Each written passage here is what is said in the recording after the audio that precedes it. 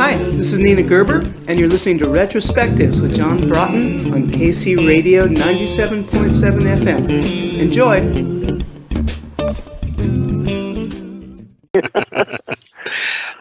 Now, I believe you began by playing clarinet and French horn. How serious did they get? Oh, my God. You've been doing some homework. They were not serious at all. I was horrible. I'm shocked that I even liked music after that.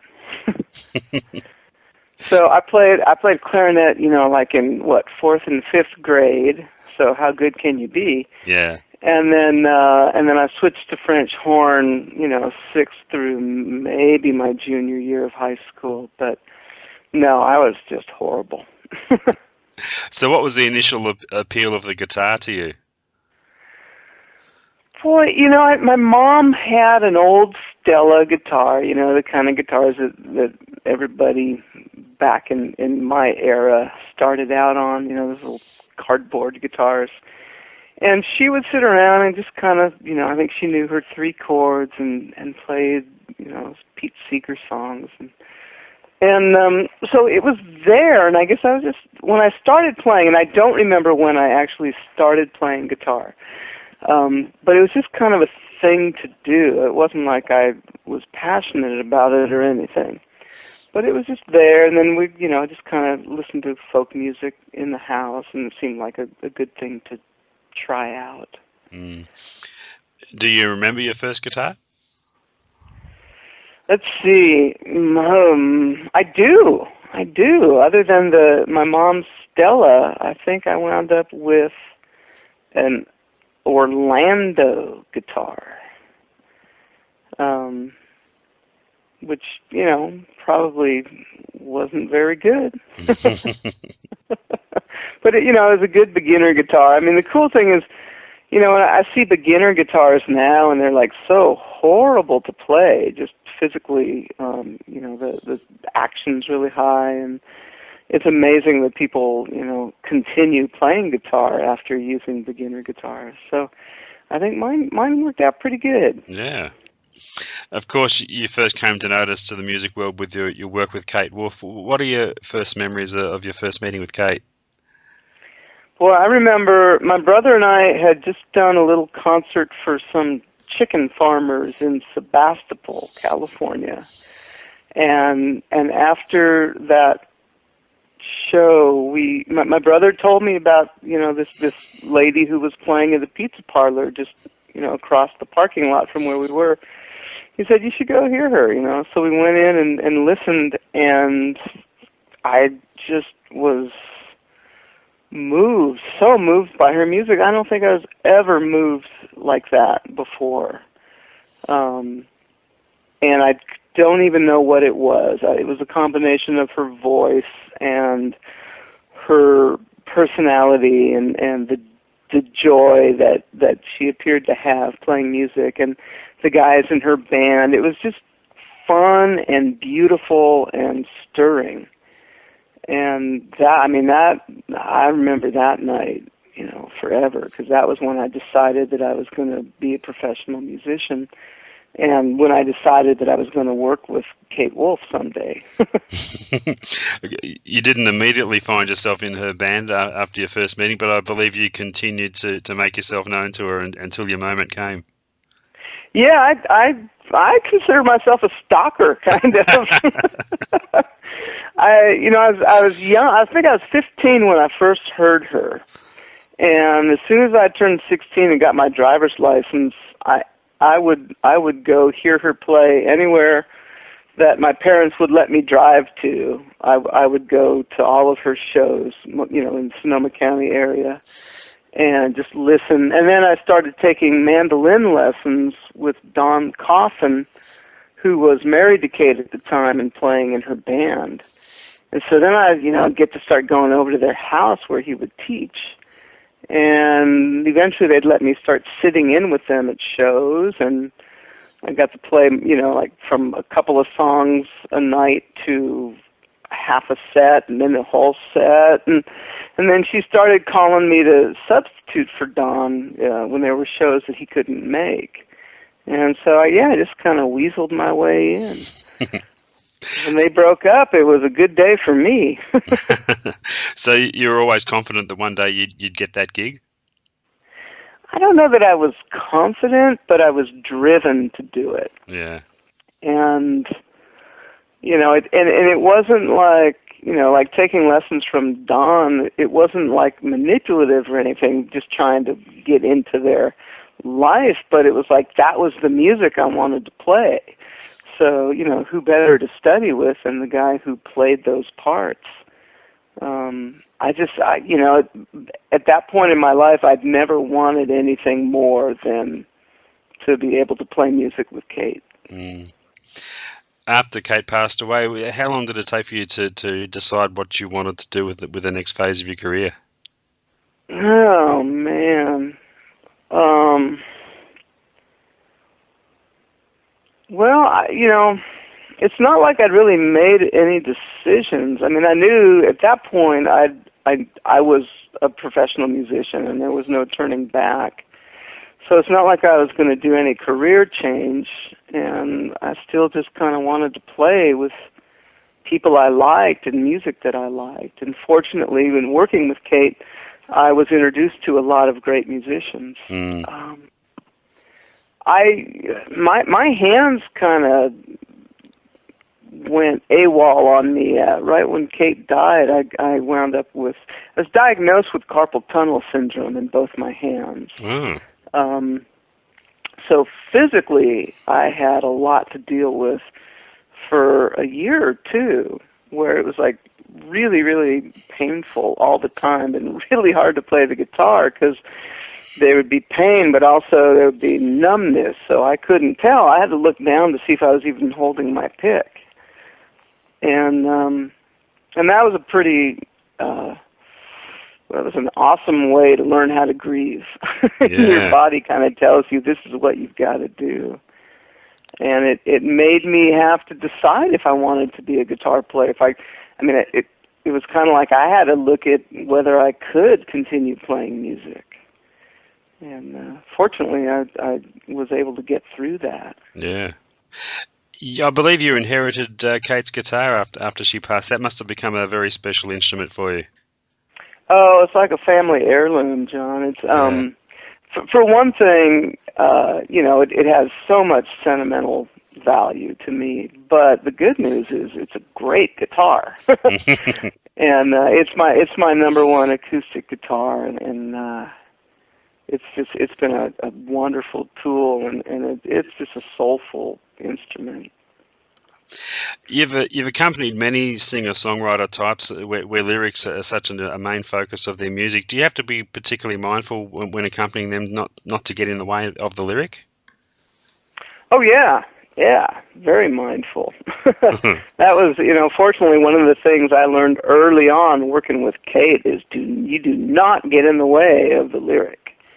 And, if you're listening, if you're participating in the music and you're listening and feeling, what the song is about, then you kind of, hopefully, naturally don't get in the way because you're paying attention.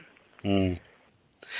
So it's always been that accompanist role that you've been most comfortable with? Has there always been my killer dog here. He didn't like that question. That's a singer-songwriters. We hit them.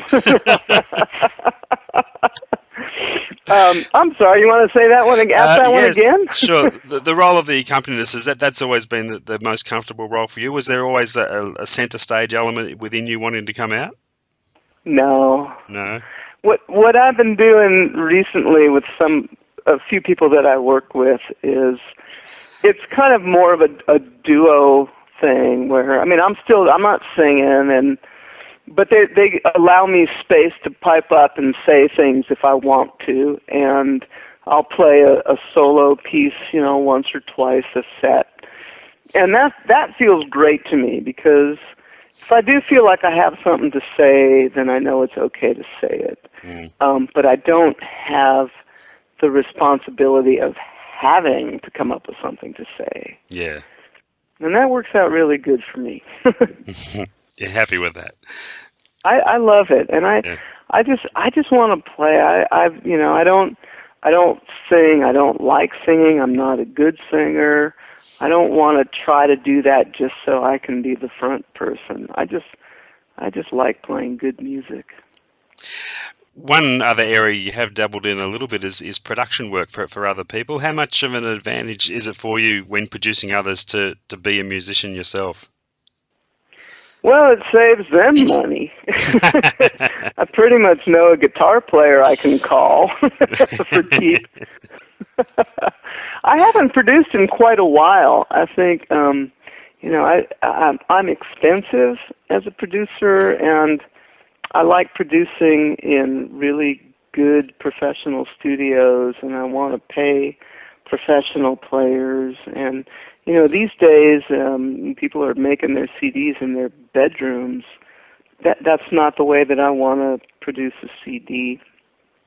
So, it's also rare these days for somebody to have an extra $30,000 to want to make a CD when they can probably make it for $5,000. Yeah. When you were producing, now, what for you was always the essential element of a successful production? Was there a golden rule you always made sure you stuck to? Oh, the golden rule, I mean, like in anything that I try to do is I try to be respectful of the people I'm working with and the music that I'm playing, and I want it to sound really good. And of course, when I'm producing, I want the artist to be really proud of their product. And I learned, I did this one project where this singer was kind of a wimpy singer, and she was really green, and I thought, well, this could be fun. And I kind of had an idea of what I thought this particular person could learn from this project. And I was all wrong in thinking that, I had an agenda of what to teach this person, and it was none of my business to do that. We wound up making a pretty good album, but, she learned things that had nothing to do with what I thought she had to learn, and I learned a lot because of that. Yeah. So, I butt out when it comes to thinking that I have something to teach an artist, and it's just, my job is to take their music and enhance it and do the best I can with it, and not feel like I'm supposed to make them a better person or a better artist. Yeah. In the end, it's their piece of work, isn't it? Really. Oh, totally. Yeah. Totally. Yeah. Do you ever stop learning about the guitar? Is it an instrument you can always be learning something new about? If I wasn't lazy, yeah. I mean, I hopefully will never stop learning. Now, I've stopped practicing, and I'm not proud of that. But when I'm on stage, that's when I'm playing, and so I try to come up with different ideas on the spot. I'll try not to play the same thing over and over again, but I just try to push myself when I'm performing. And I do hope someday that I'll get off my butt and start practicing and taking lessons, and oh my God, there's so much more to learn.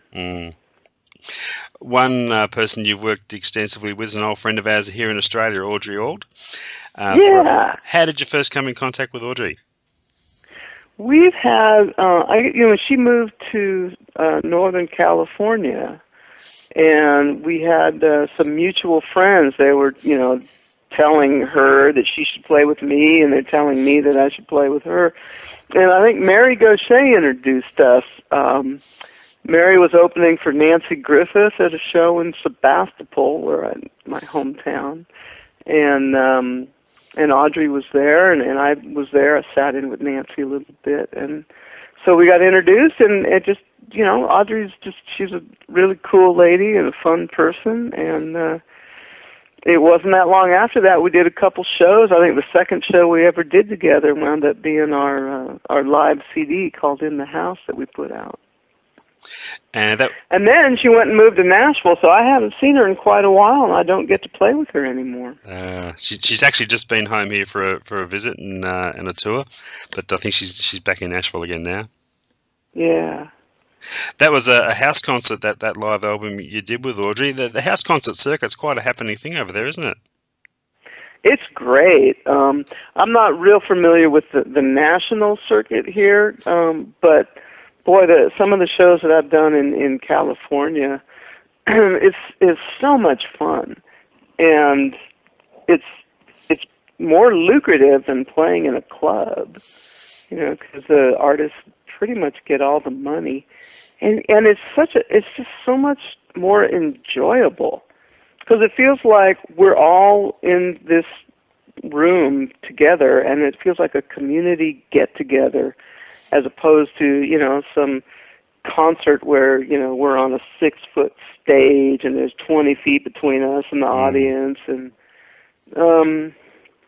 I like doing all kinds of different types of gigs, but I'm really liking the house concerts because I feel like that's enhancing. It's more of a community event, and more these days, that's what we're lacking, and that's what we're needing, is to feel like we have a community. Yeah, well put. Another project you released was a compilation live album recorded at the Kate Wolf Music Festival through the years. Tell us about that festival.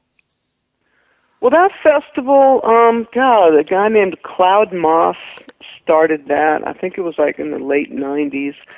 The first thing he wanted to do was he did like a one-day concert out in this really beautiful little vineyard outside of Sebastopol. And he got a hold of me. I'd never talked to him. I never met him before, but he was telling me he wanted to do this. And he talked to me, and he talked to Utah Phillips and Kate's family. And we, kind of gathered people that were a big part of Kate's life. And it was a day of, I'd say, 90% all Kate Wolf songs done by people who somehow had a connection with Kate. And it was a beautiful, beautiful day. Just the feeling, the love for Kate and her music came out.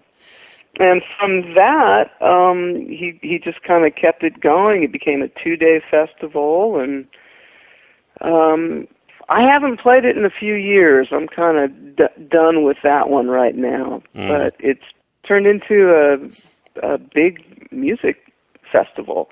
And maybe, Kate's music is not so much the focus of it anymore, but I think just in her honor, to have a really great weekend of great music is a good thing. In her name, yeah. She was really instrumental. She actually was one of the starters, the founders of the Santa Rosa Folk Festival in the mid-'70s, I think.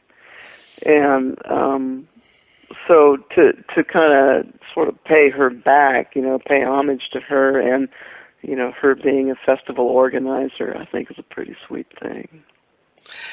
You set up your own label, which obviously gives you great independence getting your music out there. Is there a downside, though, to having your own label? What are the pitfalls, if any? Well, for me, it's not. It's fine having my own label because it's not like I have aspirations to sell hundreds of thousands of CDs. Matter of fact, I never even wanted to do a CD. And when I finally did, it was like, I'll just put it out. I'll do it the way I want to do it. And it's available at gigs and on my website, and I have a distributor that kind of gets it out there. It's it'd be different if I thought I was really going to make a living off of my CDs. I'd probably want a record label, but these days it's not like record labels do a whole lot for you. They don't have the money, so the recording budget's small.